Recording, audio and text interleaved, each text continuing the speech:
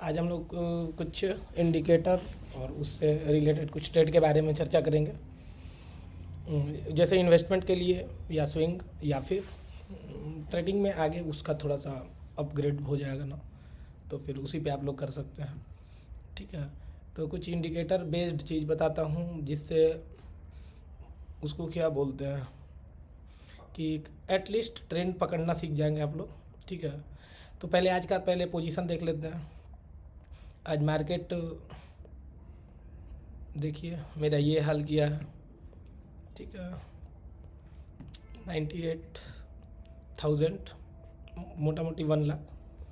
ठीक है, ये होता है। ठीक है, ये तो अपना मतलब वो है। ठीक है, अब आते हैं देखिए इंडिकेटर में। इंडिकेटर जैसे हम लोग लगाते कैसे हैं, जैसे एक सबसे पहले शुरू करता हूँ मैं EMA से। ठीक है, मूविंग एवरेज एक्सपोनेंशियल। ठीक है, मूविंग एवरेज एक्चुअली होता क्या है, यहाँ देखिए एक चीज़ दिखाता हूँ। ठीक है, ये है जैसे 9। ठीक है, 9 का मतलब क्या हो गया कि ये 9 कैंडल के, ठीक है, 9 कैंडल के टोटल वैल्यू का एवरेजिंग निकाला होता है। ठीक है, जैसे ये इस कैंडल के पास जो आया ये प्रीवियस 9 कैंडल का एवरेज यहाँ पे आ गया। इस कैंडल के लिए जो ये यहाँ पे EMA का पॉइंट है वो इससे 9 पहले का है। सेम उसी तरह से है ये, मतलब ये एवरेजिंग एवरेजिंग एवरेजिंग करके आता है। ठीक है, कि 9 कैंडल है उसका जो एवरेज होगा ये 1 पॉइंट हो जाएगा। फिर 9 कैंडल जिस भी टाइम फ्रेम पे हो, जैसे ये 15 मिनट पे है तो 15 मिनट के कैंडल के 9 कैंडल के एवरेज को बताएगा। ठीक है, तो ये है 9। अब देखिए ये तो मान लीजिए EMA लगाएंगे तो 9 लिखा हुआ है। अब मान लीजिए मेरे को लगाना है 20, तो इसको 20 कर दीजिए। कलर चेंज करना है यहाँ से आप कर सकते हैं, ये इसको थिक करना है इससे कर सकते हैं। ठीक है, तो ये हो गया 20। अगर मेरे को इसको इंक्रीज करके करना है 50, तो ये कर दिए 50। ठीक है, 50 हो गया और ये कोई कलर सा ले सकते हैं। ठीक, तो ये होता है EMA। अब इसके बाद आते एक और देख लेते हैं हम लोग RSI। ठीक है, रिलेटिव स्ट्रेंथ इंडेक्स। ये वो रिलेटिव नहीं है, रिश्तेदार वाला नहीं है रिलेटिव। ठीक है, ये रिश्तेदार वाला रिलेटिव नहीं है, ये रिलेटिव कंपैरिजन में है। ठीक है, क्या कंपैरिजन है कि कैंडल जिस हिसाब से मूवमेंट दे रहा है, जिस तरह से भी ये मूव कर रहा है, उस हिसाब से मार्केट में पैसा इंजेक्ट हो रहा है कि नहीं, उसके लिए है ये RSI। ठीक है, तो बाय डिफ़ॉल्ट ये 14 होता है। ठीक है, इसको बोलते हैं हम लोग RSI 17 को, इसको हटा लीजिएगा आप लोग। RSI 70 ये होता है ओवरबॉट रीजन। ठीक है, और ये 30 जो होता है वो होता है ओवरसोल्ड रीजन। ठीक है, मोटा कर देता हूँ इसको ये। ठीक है, और ये नीट एंड क्लीन हो गया। ठीक है, और ये 50 तो इसका मतलब मेन वैल्यू हो गया, ये ऐसे हो गया। ठीक है, और इसको यहाँ से आप लोग ऐसे कर सकते हैं। ठीक है, यहाँ से जो भी सेटिंग चेंज किया यहाँ से आए डिफ़ॉल्ट, सेव एज डिफ़ॉल्ट, मतलब अब ये जब जब मैं RSI लगाऊंगा ऐसे आ जाएगा। ठीक है, तो ये 30 से नीचे को बोलते हैं ओवरसोल्ड, और 70 से ऊपर को क्या बोलेंगे, ओवरबॉट। ओवरसोल्ड क्या होता है, ओवरसोल्ड ऐसा मानना है कि यहाँ पे अब इससे कम प्राइस नहीं आ सकता है। ओवरबॉट का मतलब क्या हो गया कि उससे ज़्यादा प्राइस, मतलब वो लग रहा है बहुत ज़्यादा महंगा बिकने लगा सामान, मतलब वो अब गिरेगा वो प्राइस। ठीक, तो ये है RSI। इसी तरह से बहुत सारा। अच्छा, ये सब इंडिकेटर जो होता है ना, इसको बोलते हैं इंडिकेटर। 2 तरह का होता है, एक होता है लीडिंग और एक होता है लैगिंग। लीडिंग इंडिकेटर क्या होता है, लीडिंग इंडिकेटर क्या है कि वो पहले ही अपना लेवल बता देगा। जैसे ये क्या है कि नेक्स्ट कैंडल जब बनेगा तब ये में यहाँ आएगा, फिर नेक्स्ट कैंडल बनेगा तब फिर ये यहाँ आएगा। ठीक है, लेकिन जो लीडिंग इंडिकेटर होता है वो पहले ही अपना लेवल दे देगा। ठीक है, जैसे देखिए एक मैं लगा रहा हूँ लीडिंग इंडिकेटर। ठीक है, ये पिवट पॉइंट। ठीक है, ये देखिए ये मार्केट्स जैसे ही पहला कैंडल बनेगा ये यहाँ तक का लेवल ये कंप्लीट कर देता है, ठीक है। ये यहाँ तक का लेवल ये कंप्लीट कर देगा, ठीक है। ये लीडिंग होता है, ठीक है। इसके बारे में भी अब बाकी सारे इंडिकेटर के बारे में अलग अलग मेरे को लेक्चर लेना होगा, ठीक है। ठीक, तो ये होता है इंडिकेटर, ठीक है। अब ये में 2 भी लगाना है तो हम लोग आराम से लगा सकते हैं 2, ठीक है। एक को मान लेते हैं, हम कर देते हैं 9 है, एक को कर देते हैं हम लोग 20, ये हो गया 20। इसको 9 नहीं करते, इसको करते हैं अभी 5। इसको कर देते हैं हम लोग 50, 20 या 20। अब आप लोग बोलेंगे कि जैसे 5 क्यों लेते हैं, 5 EMA क्यों लेते हैं। देखिए इसका एक लॉजिक है, 1 वीक में कितना ट्रेडिंग सेशन, 5, तो 5 EMA मतलब ये वर्क करता है बड़े टाइम फ्रेम पर करता है ट्रेंड पकड़ने के लिए। इस पर ट्रेड नहीं लेना होता है। 1 मंथ में 20 ट्रेडिंग सेशन, इसलिए 20 का EMA यूज होता है। फिर 50, ठीक है, क्वार्टर वाइज, ठीक है, एक क्वार्टर में 50 ट्रेडिंग सेशन। फिर 1/2 ईयर में 100 EMA। फिर उसी तरह से 1 ईयर में 200 ट्रेडिंग सेशन होता है, तो 200 का EMA यूज होता है, ठीक है। तो ये होता है। अब एक चीज़ पहले इधर समझिए कि ट्रेडिंग कैसे करते हैं हम लोग, ठीक है। एक्चुअल में ट्रेडिंग को करना कैसे होता है, ठीक है। ट्रेडिंग में होता है एक चीज़ रिस्क रिवार्ड, ठीक है। नहीं तो क्या होगा बता रहा हूँ। जैसे ट्रेडिंग प्रोबेबिलिटी का गेम है, ठीक है। Trading, okay, trading is a game of trading probability, ठीक है, प्रोबेबिलिटी पर होता है, ठीक है, नॉट फ्यूचर प्रेडिक्शन, ठीक है।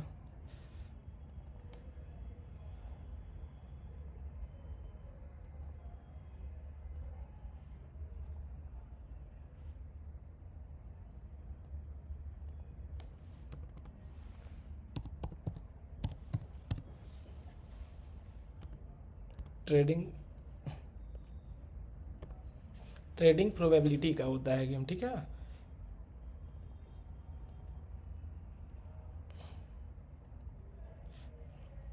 ठीक है, इसमें कभी भी फ्यूचर प्रेडिक्ट करने का कोशिश नहीं करिएगा, ठीक है। अब प्रोबेबिलिटी है जहाँ पे, वहाँ पे क्या होता है, जैसे एक कॉइन को मैं उछाला, ठीक है, तो एक कॉइन क्या करेगा, या तो हेड या तो टेल, ठीक है। तो हाफ प्रोबेबिलिटी होता है ना उसमें। उसी तरह से डाइस होता है, जो लूडो खेलते हैं हम लोग। तो अगर कोई पूछे किसी से कि अगर मैं प्रेडिक्ट करूं, प्रोबेबिलिटी बताऊं कि 2 आने का कितना संभावना है, वो डाइस में, ठीक है, मतलब लूडो में तो 1/6 होता है। मतलब अगर 6 बार उसको चलेंगे तो मे बी वो 1 टाइम मैं सही हूँ, ठीक है। ये भी उसी तरह से है, ठीक है, कि अगर मान लीजिए किसी का, अगर आप इसके बाद क्या करना है, चार्ट एनालिसिस परफेक्ट होना चाहिए, ठीक है। चार्ट एनालिसिस, इसमें आप परफेक्ट हो जाइए, ठीक है। चार्ट एनालिसिस में परफेक्ट होना है। परफेक्ट भी क्या बोलते हैं ट्रेडिंग के भाषा में, परफेक्ट मतलब वो नहीं होता है 100%, ठीक है, सर्टेन नहीं होना है, ठीक है। तो परफेक्ट का मतलब क्या होता है कि आपका जो एक्यूरेसी है, एक्यूरेसी मोर देन 60%, ठीक है, मोर देन 60% होना चाहिए, ठीक है, ठीक है। अगर व्हेन माई रिस्क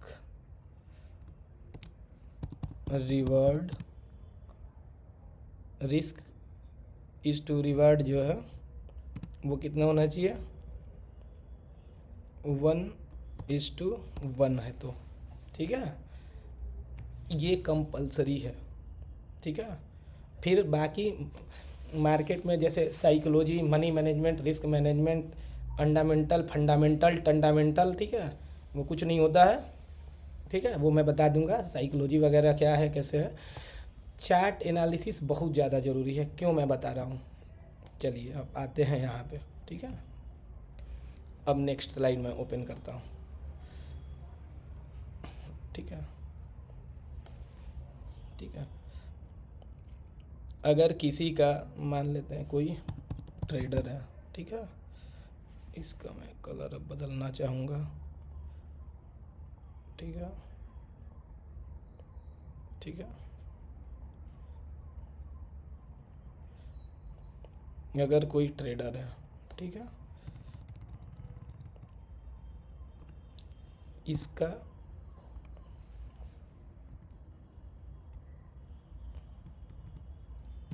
ट्रेडर ए है, ठीक है, इसका रिस्क रिवार्ड को मैं RR लिख देता हूँ, ठीक है। इसका RR रेशियो जो है वो 1:1, और इसका जो एक्यूरेसी है वो 60% है, 60% आउट ऑफ 10 ट्रेड, इसको समझते हैं, ठीक है।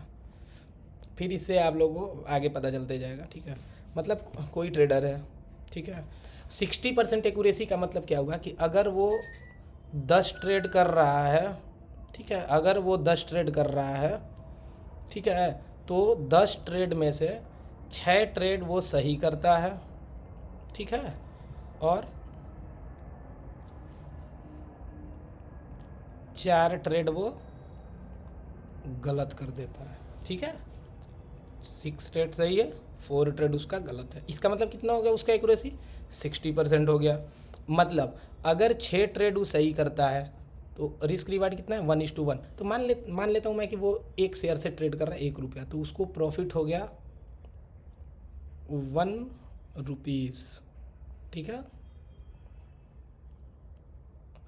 और लॉस जब हो रहा है तो वो कितना हो रहा है, -1 रुपीज़ हर एक ट्रेड में, पर ट्रेड में, ठीक है, क्योंकि पर ट्रेड उसका रिस्क रिवार्ड 1:1 है। तो टोटल ये कितना रुपया कमाया, 6 रुपीज़। टोटल ये कितना कमाया, -4, ठीक है। तो टोटल वो कमाया कितना, 2 रुपया, ठीक है। अब देखिए ये 2 रुपया है ना, ये 2 रुपया एक्चुअली नहीं होता है, ठीक है।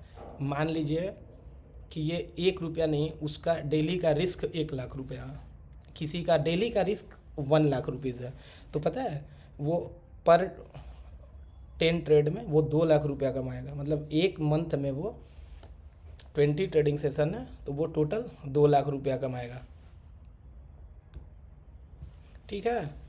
और इसके अलावा फिर क्या होगा कि अगर किसी का, इसी तरह से आप समझ लीजिए, किसी का रिस्क रिवार्ड अगर 1:2 है, ठीक है, अगर 1:2 है तो इसका मल्टीपल कर देते जाइए, ठीक है। अगर 1:2 है तो 6, 12 और 8, तो 4 रुपीज़। इसको कैलकुलेट करिएगा बैठ के, कैलकुलेशन बहुत ज़रूरी है, ठीक है, स्टॉक मार्केट में, ठीक है। अब क्या है इसके अलावा मेन फंडा क्या है हम बता रहे हैं, ठीक है। अब आते हैं हम लोग कि कोई एक ट्रेडर है जिसको चार्ट एनालिसिस नहीं आता है, ठीक है, जिसको चार्ट एनालिसिस नहीं आता है, ठीक है।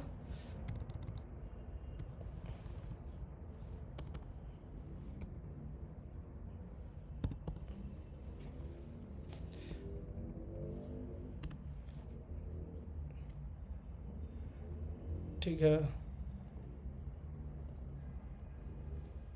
उसको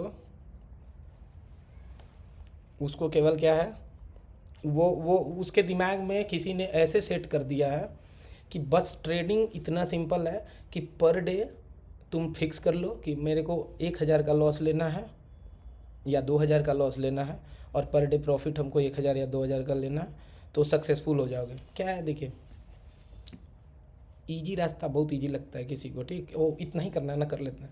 ऐसा नहीं होता है। क्यों नहीं होता है बता रहे हैं। किसी को चार्ट एनालिसिस आता ही नहीं है। मान लेते हैं हम कि 1,000 रुपया पर डे लॉस कर रहा है, और लगा वो कितना दिन कर रहा है, 20 दिन वो लॉस ही कर रहा है, 20 दिन लगातार लॉस कर रहा है, ठीक है।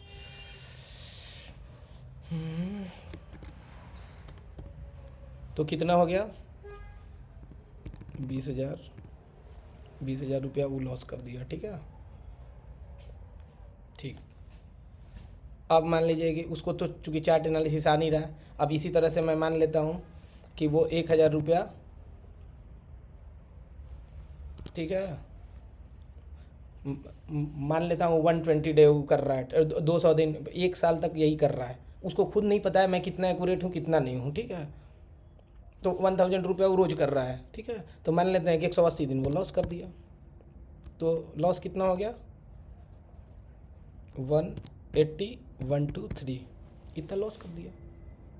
और वो करते जाएगा, क्योंकि उसको जब तक चार्ट एनालिसिस बहुत परफेक्ट नहीं होगा कुछ नहीं हो सकता है। कोई साइकोलॉजी, कोई मनी मैनेजमेंट, कोई रिस्क मैनेजमेंट नहीं काम करे, क्योंकि आप ट्रेड करेंगे किस चीज़ पे, ठीक है। तो चार्ट एनालिसिस बहुत ज़्यादा ज़रूरी है। चार्ट एनालिसिस के बाद फिर वो तो होता ही है रिस्क रिवार्ड, ठीक है। जैसे अब इसको मैं हटाता हूँ पहले, ठीक है, इसको नहीं हटाता हूँ, एक नया पेज ही खोल लेता हूँ, ठीक है, ठीक है, इसको, ठीक है। अब ठीक है, अब मैं यहाँ पे जैसे इसी को हटाइए, ठीक है, यहाँ पे ऐसे आया, ठीक है, ये है इसको लगाने के लिए, ठीक है। जैसे मान लेते हैं कि कोई लोग है कैंडल स्टिक पे यहाँ पे ट्रेड लेता है, ठीक है, उसका रिस्क ये है, ठीक है, और उसका रिवार्ड है 1:1, ठीक है, ये यहाँ दिख रहा है ना 1:1, ठीक है। अगर यहाँ पे आप एंट्री करते हैं, यहाँ तक टारगेट है और ये आपका स्टॉप लॉस है, ठीक है। ये यही होता है रिस्क रिवार्ड, ठीक है, कि मैं जितना पॉइंट रिस्क ले रहा हूँ उतना ही पॉइंट मैं रिवार्ड ले रहा हूँ, ठीक है। किसी किसी का 1:2 होता है, ठीक है, 1:2 होता है। वो ट्रेडिंग मतलब जितना ज़्यादा एनालिसिस होता है उस तरह से होता है, ठीक है। तो इसको बोलते हैं हम लोग रिस्क मैनेजमेंट, सॉरी, मतलब ट्रेडिंग को इनिशिएट कैसे करना है। ट्रेडिंग इन्वेस्टमेंट किसी भी चीज़ को इनिशिएट आखिर आप कैसे करेंगे, जैसे तैसे नहीं करना है। कि यूट्यूब पे देखिए, यूट्यूब बना है क्यों, सोशल मीडिया पे क्या होता है, लगातार 4 5 6 महीना एक ही तरह का सब लोग बात कर रहा है, सब लोग बात कर रहा है, सब लोग बात कर रहा है, तो व्यूअर भी बोर हो जाता है, तो फिर नया चीज़ लाता है, ठीक है। जैसे कैंडल स्टिक के बारे में सब लोग बताना शुरू कर दिया, तो फिर 6 महीने में बोर हो गया ना, व्यूअरशिप नहीं मिलेगा, तो फिर वो लोग एक नया मसाला डालेगा उसमें कि वो अब प्राइस एक्शन एक बहुत बड़ा चीज़ है, ठीक है। उसके बाद अब EM है, उसके बाद क्या है, बोलिंजर बैंड, ठीक। उसके बाद क्या है कि चलो यार अब इंडिकेटर बहुत खेल लिए, अब क्या करते हैं, अब कुछ नया लाते हैं। तो क्या है, money management, risk management, position size, psychology, ठीक है, कोई कुछ नहीं काम करेगा ट्रेडिंग में अगर चार्ट एनालिसिस ही नहीं आएगा। जैसे सेम है कि अगर आप एग्ज़ाम का तैयारी नहीं किए रहेंगे और आपको OMR शीट रंगने आता है कि हाँ काला ऐसे करते हैं उसमें आंसर को, ठीक है, कि भाई एग्ज़ाम में आंसर शीट पे नहीं होता है ब्लैक कलर से ऐसे ऐसे, OMR शीट किसी को रंगने आने से एग्ज़ाम निकलता है क्या?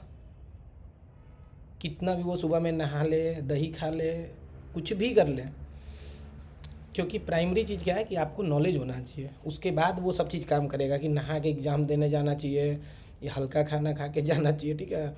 किसी को कोई पढ़ा ही नहीं है, वो कितना हल्का खाना खा के जाएगा तो रिजल्ट होगा। मैं अपना ओपिनियन बता रहा हूँ, बाकी आप लोग को जो इच्छा है आप लोग कर सकते हैं, ठीक। तो चार्ट एनालिसिस सबसे ज़्यादा ज़रूरी है, और ट्रेंड पकड़ने के लिए आज मैं एक चीज़ बता देता हूँ सिर्फ, ठीक है, EMA, ठीक है। जैसे देखिए क्या करते हैं हम लोग, पहले वीकली कैंडल, ठीक है, इस पे लेता हूँ। ये मैं इन्वेस्टमेंट के लिए आज बस थोड़ा सा हिंट्स कर रहा हूँ, ठीक है, ट्रेडिंग अभी नहीं। 200 का ईएमए में लगा दिया, ठीक है, 20 का ईएमए ये लग गया, ठीक है, 200 का ईएमए लग गया, ठीक है। अब मैं आता हूँ किसी चार्ट पे आता हूँ, रिलायंस,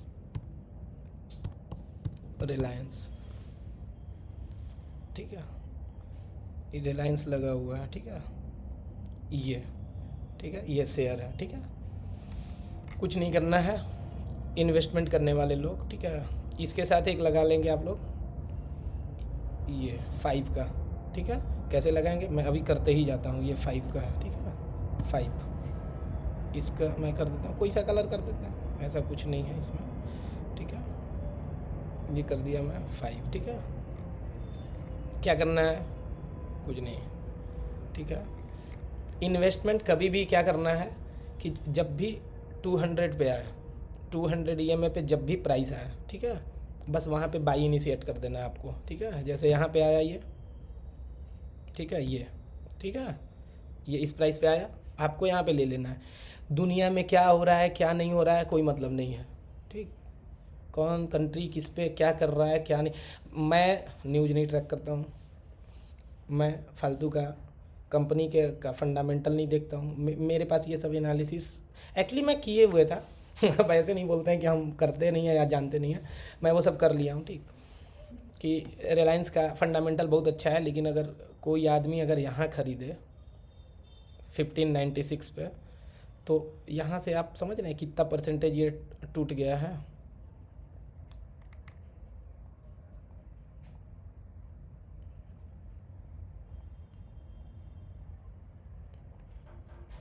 देखिए यहाँ से ये कितना टूटा है, यहाँ से ये लगभग 25% ये स्टॉक टूट चुका है, ठीक है।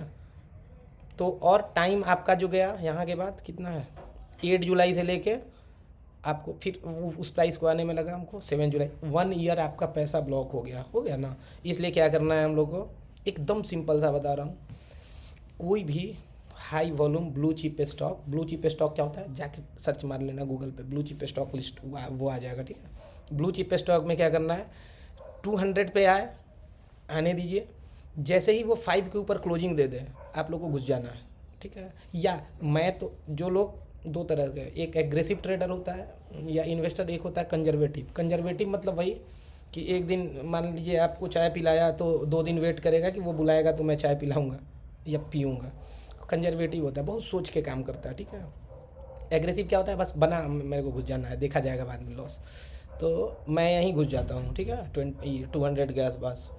टाइम फ्रेम याद रखिए, वीकली ब्लू चिप स्टॉक को लेना है, 200 पे आए ले लीजिए, या जो लोग कंजर्वेटिव हैं 5 के ऊपर क्लोजिंग दे उठा लीजिए, ठीक है। टारगेट वहाँ से 15, 20, 15, 20% तक आराम से आप लोग लीजिए, क्या दिक्कत है, ठीक है। तो आज के लिए फ़िलहाल इतना ही, ठीक। और फिर इसके साथ मैं कल बता दूंगा कि इसके साथ आप 1-2 और इंडिकेटर लगा सकते हैं।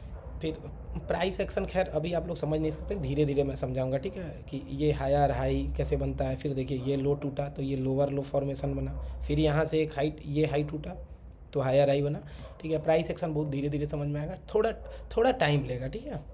चलिए ओके, बाय गाइस, लाइक करिए, शेयर करिए, सब्सक्राइब करिए, ठीक है, अपने दोस्तों के साथ, और जो भी लगता है इसमें बताना चाहिए वो बताइएगा, मैं ऐड कर दूंगा, ठीक है। अब बाय।